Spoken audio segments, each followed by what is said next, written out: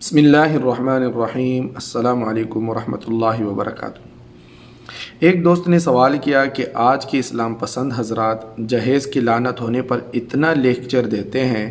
جبکہ خود اسلامی تاریخ کی کتابوں میں ہی ذکر کیا گیا ہے کہ نبی کریم صلی اللہ علیہ وسلم نے سیدہ فاطمہ رضی اللہ تعالی عنہ کو جہیز میں امور خانہ داری کا سامان دیا تھا۔ اب ظاہر سی بات ہے کہ ہر دور کے تقاضے جدا ہوتے ہیں، تو نبی کریم صلی اللہ علیہ وسلم نے اپنے معاشی ماحول کے لحاظ سے سیدہ فاطمہ رضی اللہ تعالی عنہ کو جہیز کا انتظام کیا، اور ہم آج کے معاشی ماحول کے حساب سے یہ انتظام کرتے ہیں۔ تو اس میں اتنا اچھی بجبی ہونا یا پھر اس رسم کو لعنت قرار دینا تو خود معاذ اللہ سنت نبوی صلی اللہ علیہ وسلم پر سوال کھڑا کرنا ہے۔ اس بارے میں ہم نے دوست سے عرض کیا کہ آپ کا یہ اعتراض دراصل کسی حد تک کم علمی پر اور اصل واقعہ کی پوری معلومات نہ ہونے پر محمول ہے، اور یہی سبب ہے کہ آپ کو پوری واقعات معلوم نہیں ہے اور پورا واقعہ معلوم نہیں۔ آپ کی بات بالکل بجا ہے کہ نبی کریم صلی اللہ علیہ وسلم نے سیدہ فاطمہ رضی اللہ تعالیٰ عنہ کے جہیز کے لیے سامان خریدوا کر شادی سے پہلے سیدہ کے گھر میں رکھوا دیا تھا، لیکن یہاں یہ بات ذکر کرنے سے رہ گئی ہے کہ اس سامان کو خریدنے کے لیے رأس المال یعنی پیسہ کہاں سے آیا تھا، اور اسی چیز نے اس متعلق اس غلط فہمی کو رواج دیا کہ نبی کریم صلی اللہ علیہ وسلم نے خود جہیز کی رسم کی تائید کی ہے۔ سنی اور شیعہ دونوں کی کتابوں میں صراحت سے یہ بات مذکور ہے کہ جب سیدنا علی رضی اللہ تعالیٰ عنہ نے سیدہ فاطمہ رضی اللہ تعالیٰ عنہ سے نکاح کا ارادہ کیا تو آپ صلی اللہ علیہ وسلم نے سیدنا علی سے پوچھا کہ تمہارے پاس مہر کے لیے کوئی شے ہے؟ جس پر سیدنا علی رضی اللہ تعالیٰ عنہ نے عرض کیا کہ اور تو کوئی چیز نہیں مگر ایک سواری اور زرہ ہے۔ امام بخاری رحمۃ اللہ علیہ نے تاریخ الکبیر جلد 2 اور سعید بن منصور نے اپنی کتاب السنن جلد نمبر 3 اور امام زرقانی رحمۃ اللہ علیہ نے شرح مواہب اللدنیہ جلد نمبر 2 میں تصریح کی ہے کہ سیدنا علی رضی اللہ تعالیٰ عنہ کے اس جواب پر نبی کریم صلی اللہ علیہ وسلم نے ان کو حکم دیا کہ اپنی زرہ بیچ کر اور شادی کا انتظام کرو، جس پر سیدنا عثمان رضی اللہ تعالیٰ عنہ نے سیدنا علی رضی اللہ تعالیٰ عنہ سے ان کی زرہ 480 درہم میں خرید لی، اور بعد میں وہ زرہ سیدنا علی رضی اللہ تعالیٰ عنہ کو یہ کہہ کر تحفتاً ہدیہ کر دی کہ رقم کی ادائیگی کے بعد میں اس زرہ کا مالک ہوں، تو اس استحقاق سے میں آپ کو تحفتاً دیتا ہوں۔ سیدنا علی رضی اللہ تعالیٰ عنہ نے زرہ اور 480 درہم دونوں نبی کریم صلی اللہ علیہ وسلم کی خدمت میں لا کر پیش کر دیے اور پورا واقعہ کہہ سنایا۔ اس پر نبی کریم صلی اللہ علیہ وسلم سیدنا عثمان رضی اللہ تعالیٰ عنہ کے حق میں دیر تک دعائیں فرماتے رہے۔ اس کے بعد آپ صلی اللہ علیہ وسلم نے کچھ دراہم سیدنا بلال رضی اللہ تعالیٰ عنہ کو دیے کہ جا کر سیدہ فاطمہ رضی اللہ تعالیٰ عنہ کے لیے خوشبو لے کر آئیں، اور ساتھ ہی کچھ مال سیدنا ابوبکر رضی اللہ تعالیٰ عنہ کو دیا کہ سیدنا عمار بن یاسر رضی اللہ تعالیٰ عنہ کے ساتھ جا کر حضرت سیدہ فاطمہ رضی اللہ تعالیٰ عنہ کے گھر کے لیے کچھ چیزیں خرید لائیں۔ مسند احمد اور طبقات ابن سعد کی روایت ہے کہ سیدنا علی رضی اللہ تعالیٰ عنہ کی زرہ بیچ کر آئے ہوئے اس مال میں سے آپ صلی اللہ علیہ وسلم کے حکم پر جو جہیز خرید کر سیدنا علی رضی اللہ تعالیٰ عنہ کے گھر پہنچایا گیا، اس میں ایک چرپائی، ایک بڑی چادر، چمڑے کا ایک تکیہ، ایک مشکیزہ، پانی کے 2 گھڑے اور آٹا پیسنے کی ایک چکی شامل تھی۔ الغرض نبی کریم صلی اللہ علیہ وسلم نے سیدہ فاطمہ کو جہیز کے طور پر جو سامان دیا وہ نبی کریم صلی اللہ علیہ وسلم کے مال میں سے نہیں بلکہ سیدنا علی رضی اللہ تعالیٰ عنہ کے مال سے خریدا گیا تھا، جو انہوں نے اپنی زرہ بیچ کر کمایا تھا۔ تو یہ کہنا تو کسی طور سے مناسب نہیں ہوگا کہ جہیز کی رسم خود نبی کریم صلی اللہ علیہ وسلم کی سنت سے ثابت ہے، بلکہ اس سے تو یہی بات ثابت ہوتی ہے کہ لڑکا اپنے گھر کا سامان خود خریدے اور سسرال والوں سے اس کا متمنی نہ ہو، اس کا خواہش نہ رکھے۔ یہاں اس بات کا ذکر بھی مناسب رہے گا کہ بعض احباب سیدنا علی رضی اللہ تعالیٰ عنہ اور فاطمہ رضی اللہ تعالیٰ عنہ کو شادی کے موقع پر نبی کریم صلی اللہ علیہ وسلم کی طرف سے دیے گئے مکان کی بابت بھی جہیز پر دلیل لاتے ہیں کہ ان کو مکان دلایا۔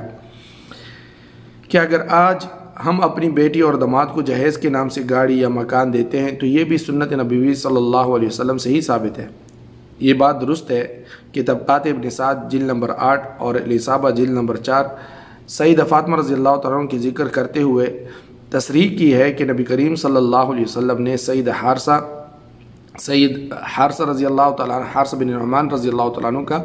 ایک مکان اس نئے جوڑے کو رہائش کے لیے مہیا کیا تھا، جو کہ خود سیدنا حارثہ بن نعمان نے بہت اصرار کر کے اور یہ کہہ کر کہ یا رسول اللہ، میں اور میرا مال اللہ اور اس کے رسول صلی اللہ علیہ وسلم کے لیے حاضر ہے، جو مکان آپ مجھ سے حاصل فرمائیں گے وہ میرے لیے اس مکان سے زیادہ پسندیدہ ہوگا جو آپ صلی اللہ علیہ وسلم میرے لیے چھوڑیں گے۔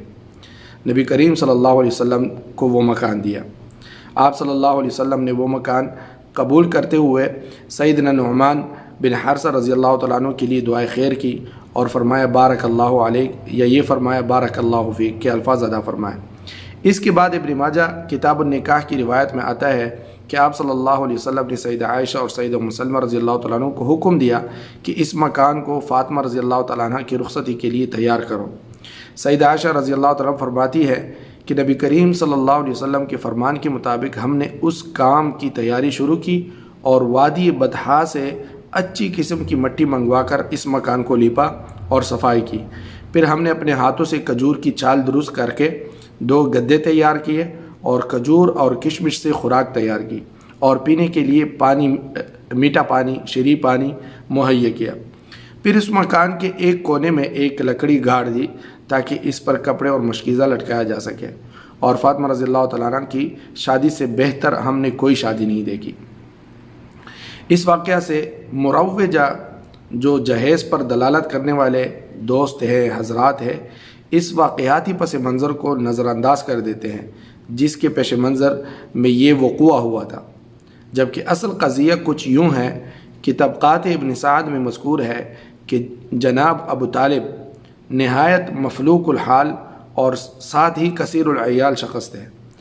پھر ٹانگ میں لنگڑ پن کی وجہ سے آپ تجارت کی غرض سے بھی سفر نہیں کر پاتے تھے، اس لیے گھر پر ہی خود